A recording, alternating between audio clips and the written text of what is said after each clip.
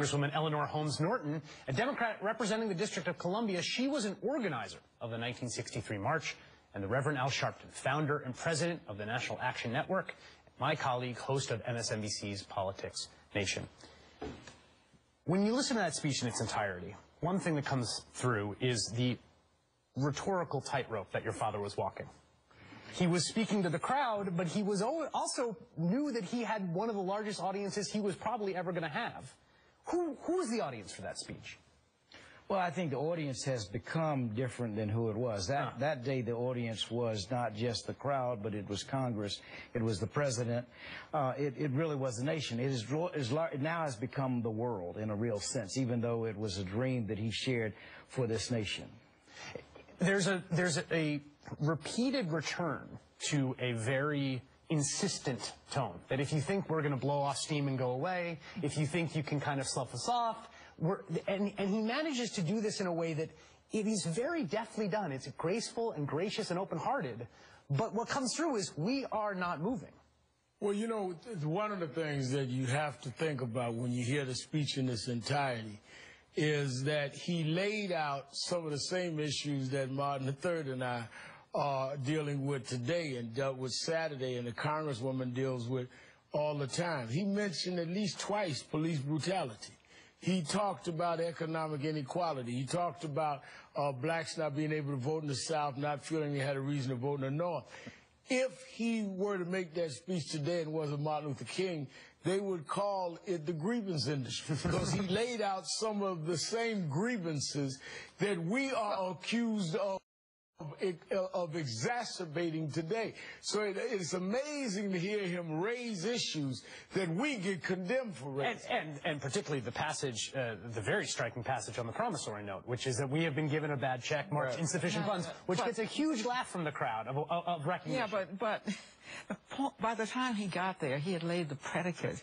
I mean, the speech was brilliant. Leave aside its oratoricals.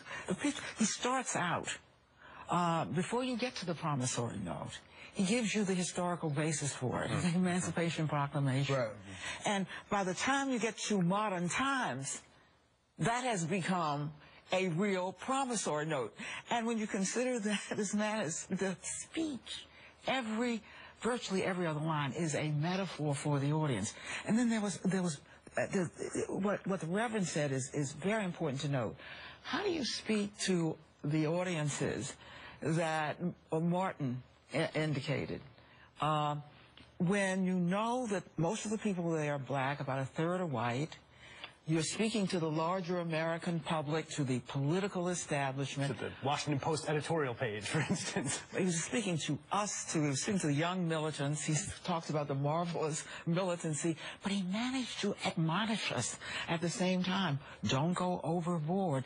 Here was the penultimate skill of an orator who can speak to several audiences at one time, and it's as if you would say, yeah, that line was for me, and someone else will say, and yet, you're right, it doesn't read like a set of grievances. It reads like a poem. It reads like the oration of a poet. And it is precisely that genius that has brought about the mini industry of appropriating the words of the Reverend Dr. Martin Luther King, because there is so much in that speech and so much in the message that people, I want to play a little brief sound clip. We're now going from the most sublime to the most mundane, and I apologize. But this is what 30, 40, 50 years does to the message there, which has now been appropriated by conservatives, by the right, by all sorts of folks about what he actually meant. Take a listen. If Dr. King were alive today, I believe he would be brokenhearted about what has happened to the traditional family, and not only among blacks. We feel the spirit of Dr. Martin Luther King Jr., who gave voice to a dream that would challenge us to honor the sacred charters of our liberty. I believe that Gun Appreciation Day honors the legacy of Dr. King. The truth is, I think Martin Luther King would agree with me if he were alive today. I'm not asking you for a sort of definitive historical account of who would not be in the graces of the departed Dr. King, but it is now a game in American politics to appropriate the legacy of your father for these different political ends. You know, actually, and it is. and actually that is good and bad. So, you know... How is it good? Well, it's good because everyone can sort of immerse themselves and say that, you know, we do believe in Dr. King. Now, it's upon others of us must challenge them to enforce what Dad wanted to happen, and not to try to say, well, Dr. King fits it, like Dr. King is against affirmative action.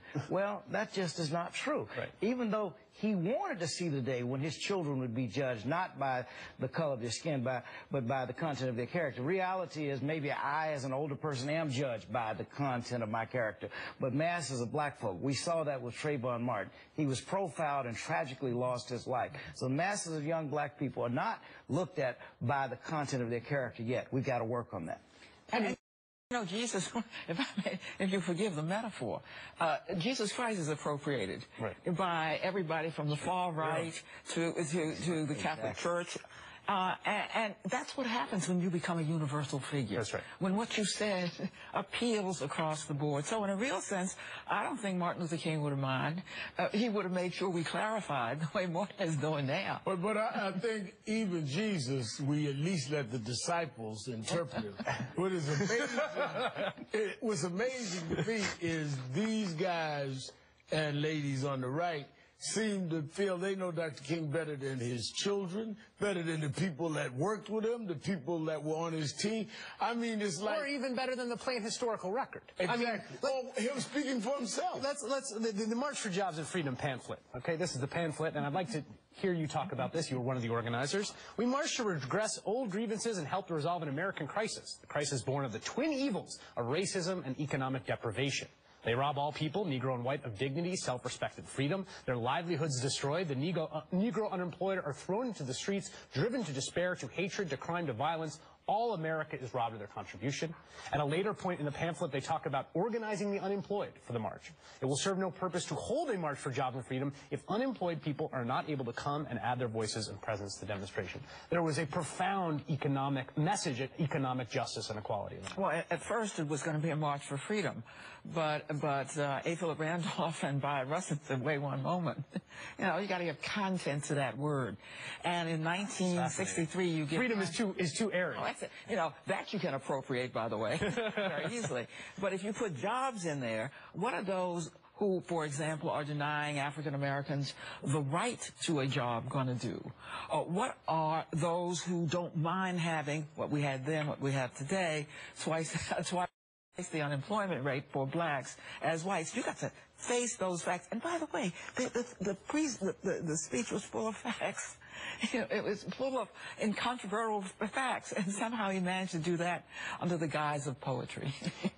This event was an organizing event as much as it was an event of oratory. The speech is this crowning moment of American oratory. But we think now, March on Washington, oh, there's going to be a March on Washington. These people go to March on Washington. There's a bunch of... There was no March on Washington until there was the March on Washington. And see, I think it's critical because the organizing that Congresswoman is talking about, the organizing, the bringing people together is what really was the message. You're talking about hundreds of thousands of people that had never happened before.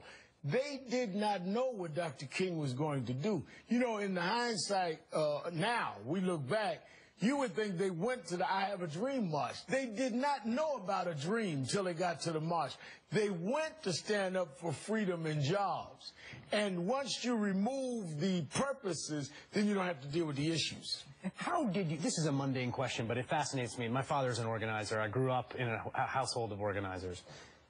Obviously there's no Facebook, there's no internet. No one had ever pulled this off before. I mean, 200,000 people, where are they going to use the bathroom in the mall? How are they going to get there? I mean, this was an unbelievable feat of organizing. It was, because never had so many people gathered in any single place for a single cause. Not to mention black and white people together. Frankly, but for Bayard Rustin, I don't think there was a human being who had enough experience you could put together and pull this off. And remember, Bayard had been mentored by A. Philip Randolph. And think of who A. Philip Randolph was. He was the only living African Americans who had organized a lasting national movement, the Brotherhood of Sleeping Car Porters. So there was all of the expertise there was, and there was enormous doubt everywhere that it could be pulled off.